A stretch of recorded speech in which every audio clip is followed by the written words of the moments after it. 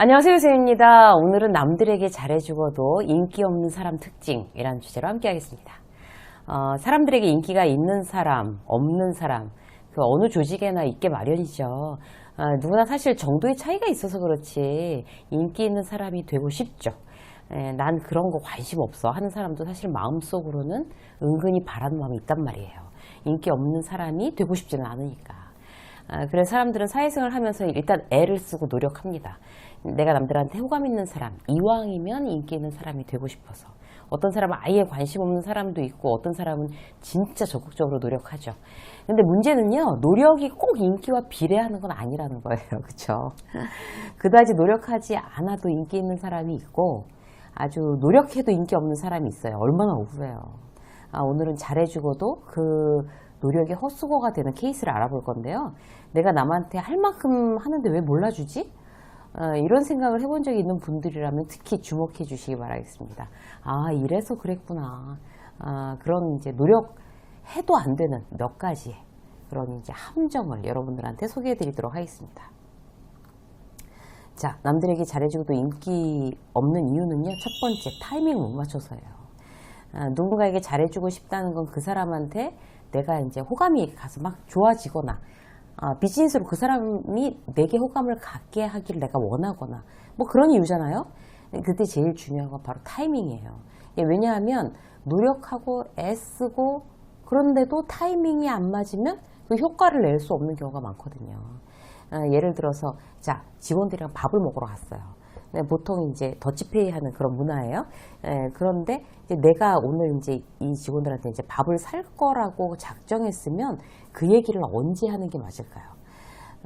직원 처음부터 내가 오늘 점심 쏜다, 뭐 먹고 싶은 거 먹어, 막 이렇게 하고 시작해서 직원들이 와 신난다, 뭐 이렇게 해서 밥을 먹는 그때 내가 밥을 사는 걸 또 고마워할까? 아니면 밥을 거의 다 먹어갈 즈음에서 오늘은 내가 살게요. 이렇게 하는 것과 어떤 것이 더 효과적일까요? 심리학적으로 의외성을 부과하는 게 더 럭키하다고 사람들은 이제 심리적으로 느낀대요. 처음부터 알고 먹는 것보다 이거 당연히 내가 내야 되는 건지 이렇게 알았는데 대신 누가 오늘은 내가 좀 이런 뭐 좋은 일도 있고 이래서 아니면 혹은 뭐 그냥 기분이 그래서 내가 삽니다 이렇게 하는 경우를 또 고맙다고 느낀다는 거예요. 그러니까 똑같이 5만 원을 쓰든 10만 원을 쓰든 더 효율을 낼 수 있는 방법입니다. 자, 타이밍에 대해서 간단한 예를 하나 말씀드렸고요. 두 번째는 생색이에요. 이제 동료랑 밥을 먹으면서 그렇게 했으니 내가 샀어요. 자, 두 번째로 기억해야 될 부분은 뭘까요? 내가 잘해준 거를 생색내지 않는 거예요. 생색내지 않으려면 가장 좋은 방법이 뭘까요? 잘해주고 잊어버리는 겁니다. 계산하지 않는 거예요. 그걸 계속 머릿속으로. 그냥 내가 밥을 한번 사면 다음번에는 저 동료가 밥을 한번 사는 게 너무 당연하다고 생각하고 은근히 아니면 또 노골적으로 기다리다가 그 사람이 사지 않으면 어떻게 해요? 뭐 뜨악하거나 뭐 저래? 이게 겉으로 그게 티가 나면 내가 처음부터 밥을 안 사느니만 못했다는 거죠. 그래서 계산도 안 하고 잊어버려야 돼요. 누군가한테 호의를 베풀면 잊어버리기 굉장히 중요하죠. 내가 그냥 저 사람이 나한테 뭘 그런 똑같이 그렇게 안 해줘도 내가 사고 싶으면 사는 거죠. 계산하지 않고. 만약 계산해서 내가 손해라고 억울하겠다 싶으면 그 사람한테 더 이상 잘해주면 안 돼요. 그래서 생색내고 상대한테 부담을 주느니 그렇게 그런 노력, 그런 투자를 차라리 나한테 해서 그냥 내가 유익한 게 훨씬 서로를 위해서 그 사람을 위해서도 좋은 일이죠. 그게 생색내면 관계가 깨지는데 처음부터 생색낼 일을 안 하면 깨질 일도 없잖아요. 그죠? 또 예를 들어볼까요? 후배가 거래처에 뭔가 크게 실수를 했어요. 내가 이제 직장 상사예요. 회사에서 막 욕먹고 막 그걸로 끝나지 않고 막 처벌을 받게 생긴 거예요. 그런데 이제 직장 상사인 내가 나서서 적극적으로 이제 구명 운동을 했어요. 위에 이제 막 이사님한테 가서 내가 손이 발이 되게 빌고 막 잘 가르쳐서 이제는 다시는 이런 일이 없도록 하겠습니다. 막 진짜 그렇게 해서 겨우겨우 애써서 처벌을 면했단 말이에요. 그 후배가. 그리고 나서 생색을 내느냐 안 내느냐가 그 후배랑 계속 관계가 좋을 거냐 말 거냐 결정합니다. 그러니까 말끝마다 그때 내가 너를 안 건져줬으면 넌 이미 이 자리에 없다 뭐 이러거나 그렇게까지 노골적으로 말은 하지 않더라도 은근히 내가 너한테 그렇게 해줬으니까 넌 나한테 정말 충성을 다해야 돼. 이런 어떤 태도를 보이거나 나 아니면 회사 다니지도 못했어. 이런 뉘앙스를 풍기거나 거래처 갈 때마다 못 믿어서 잔소리를 한다면 관계는 여지없이 깨집니다. 왜? 생색을 내고 있으니까. 그러면 내가 애쓰고 노력하고 손이 발휘되도록 윗분들한테 빌어서 이 친구를 그렇게 위험에서 건져준 게 아무런 그런 노력이 아무런 빛을 발하지 못한다는 거죠. 자, 세 번째는 지속성이에요. 사람들은 참 여러 유형이 있지만요. 그중 대표적인 거.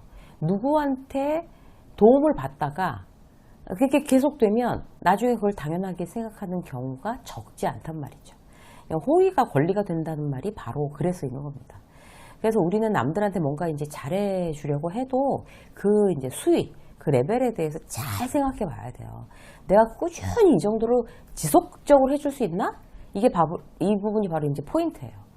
물론 이제 한 번 사람한테 이제 선의를 베푸는 거야. 뭐 이런 지속성 이런 거 생각하지 않고 베풀어야 되는 경우도 많죠.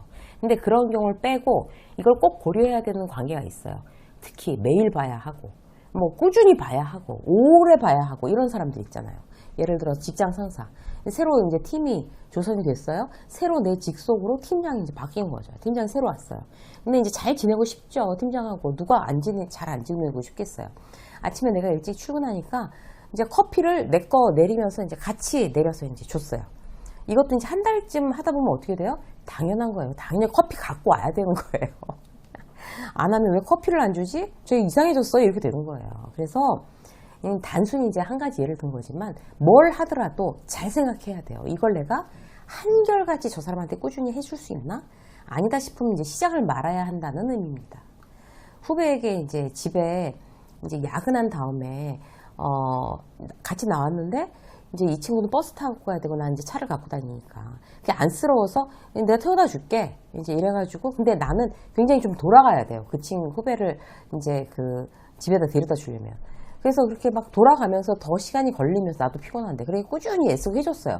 나중에 안 해주면 어때요? 나중에 오늘 피곤해서 그냥 너 알아서 차 타고 가라 그러고 가면 서운한 거죠. 그래서 뭔가 이제 내가 이걸 야근할 때마다 이렇게 계속 잘해줄 수 있나 생각해서 꾸준히는 나는 자신 없어 라고 생각이 되면 그냥 가장 최적의 그러니까 내가 돌아가지 않고도 이제 어디까지 그래도 호의를 가지고 이 친구를 케어해서 데려다 줄 수 있는 전철역이면 전철역 뭐 이렇게 내가 부담을 갖지 않고 꾸준히 해줄 수 있는 그 장소에다 내려주는 게 더 좋죠. 여기서부터 이제 전철 타고 가 뭐 이런 거 있잖아요. 그래야 이제 한결같은 사람이 될 수 있는 겁니다. 그거는 이제 내가 어렵지 않게 계속 할 수 있으니까. 자, 퇴직한 선배가 있다고 쳐요. 이제 막 안쓰러워서 자주 전화하고 찾아가고 적적할까 걱정돼서 뭐 술도 마시러 다니고 그랬어요. 워낙 나한테 잘해주고 친했으니까 은혜를 갚겠다는 이제 의지를 보이려는 건 좋은데 그렇게 선배를 케어하는 그 텀을 잘 생각해 봐야 되는 거죠. 처음에 한 달에 한 번씩 쫓아다니다가 이제 3개월 됐어요. 그다음에 6개월 됐어요. 그럼 물론 선배도 이해는 해요. 다 바쁘니까 그렇고 뭐 사람 일이라는 게 그렇지 뭐 이렇게 생각하겠죠. 근데 정말 그 선배한테 좋은 후배로 오래도록 지내고 싶으면 처음부터 이 선배한테 내가 꾸준히 한결같이 할 수 있는 텀을 미리 생각하는 게 좋아요. 3개월에 한 번, 6개월에 한 번 이렇게. 그러면 1년에 뭐 2번 이렇게 정하고 차라리 꾸준히 그야말로 10년씩 꾸준히 이렇게 하는 게 훨씬 인간관계를 잘 관리하는 방법이 되겠습니다. 자, 누구에게도 마찬가지예요. 한결같을 수 있나? 이걸 미리 생각하는 지혜. 오늘 다시 한번 떠올려 보시기 바라겠습니다. 유쌤의 직장성 여기까지 하겠습니다. 고맙습니다.